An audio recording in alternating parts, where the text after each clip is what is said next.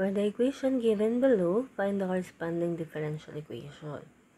So, sa long method, para masolve itong problem na to, need lang natin eliminate yung arbitrary constants.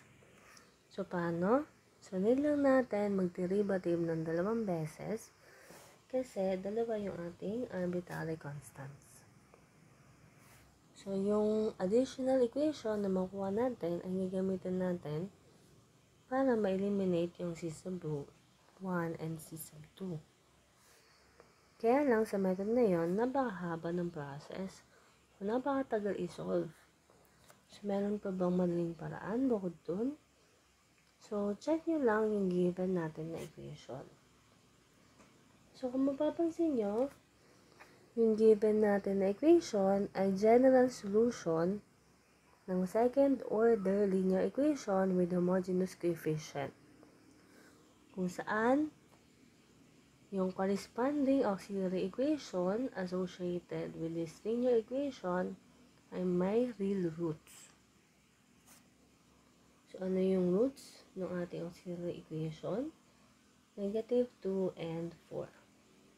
So, ito yung ating m sub 1, ito yung ating m sub 2. So, bakit kailangan natin malaman yung roots ng auxiliary equation associated with the second order linear equation? Kasi need natin i-substitute yung m sub 1 and m sub 2 sa ating formula para mahanap natin yung ating differential equation. So, ano ba yung formula natin? So, y double prime minus the quantity m sub 1 plus m sub 2 times y prime plus m sub 1 times m sub 2 times y equals 0. So, i-substitute yun na m sub 1 at m sub 2 natin sa ating formula. So, we have y double prime minus the quantity negative 2 plus 4 y prime plus negative 2 times 4 times y equals 0. So, simplify. We have y double prime minus 2y prime minus 8y equals 0. So, ito na yung ating differential equation. So, based dito sa ating sagot, so letter B yung answer. So, next problem. For the equation given below, find the corresponding differential equation. So, i-check nyo ulit yung ating equation. Ito ay general solution ng second order linear equation with homogeneous coefficient. Kung saan, yung auxiliary equation associated with the second order linear equation ay may real roots. Ano yung roots? M1 equals 1 at M2 equals negative 3. So, dahil alam nyo na yung roots, ilalagay lang natin sa formula. So, we have y double prime minus the quantity m sub 1 plus m sub 2 times y prime plus m sub 1 times m sub 2 times y equals 0. Substitute the roots. We have y double prime minus 1 plus negative 3 y prime plus 1 times negative 3 times y equals 0. Simplify, we have y double prime plus 2y prime minus 3y equals 0. So, sagot ay letter D. So, next problem. For the given equation, find the corresponding differential equation. So, i-check nyo na ulit yung given natin na equation. So, yung given natin na equation ay general solution ng second order linear equation with homogeneous coefficient na may auxiliary equation na may distinct real roots. So, dahil sisabon lang yun nandito, ibig sabihin, meron itong e raised to 0x. So, ibig sabihin, yung first term natin, yung roots doon ay equal to 0. So, second term naman natin, yung roots dito ay negative 2. So, dahil lang yun yung roots, ilalagay na natin sa ating formula, which is y double prime minus the quantity m sub 1 plus m sub 2 times y prime plus m sub 1 times m sub 2 times y equals 0.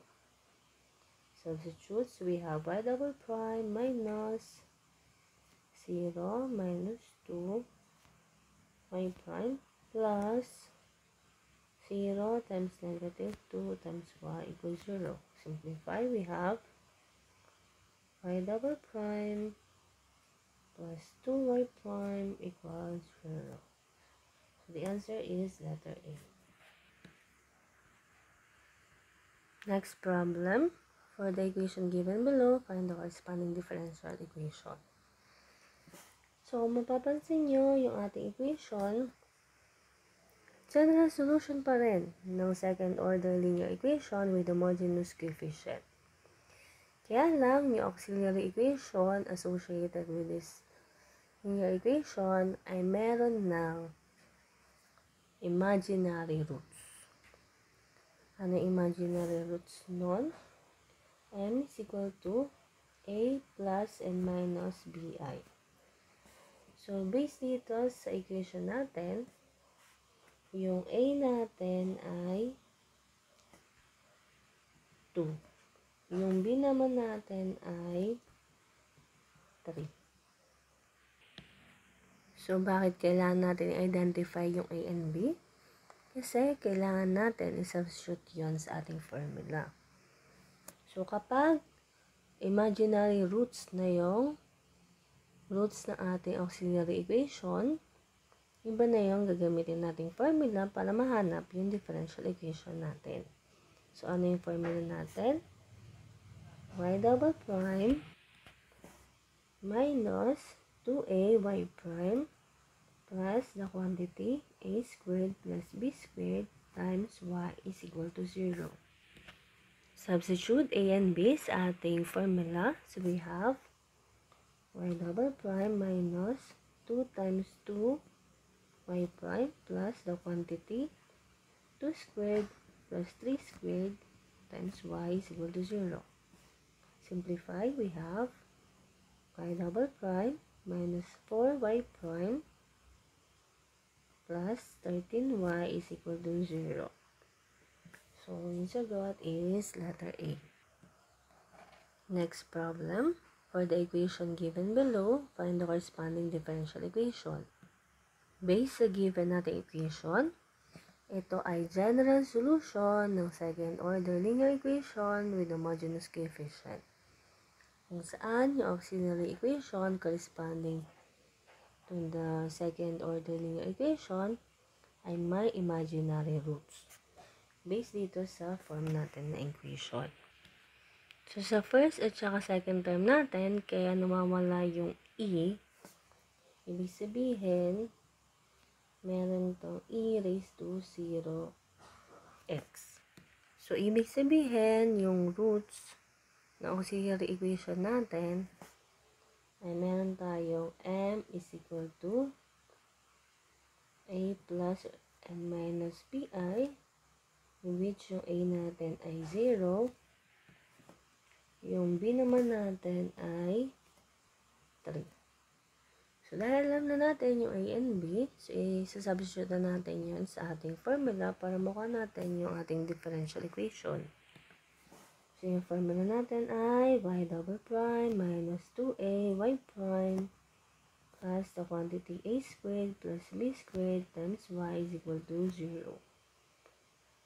Substitute nyo lang, meron tayong y double prime minus 2 times 0 times y prime plus the quantity 0 squared plus 3 squared times y is equal to 0. Simplify, we have y double prime plus 9y is equal to 0. So the answer is letter B.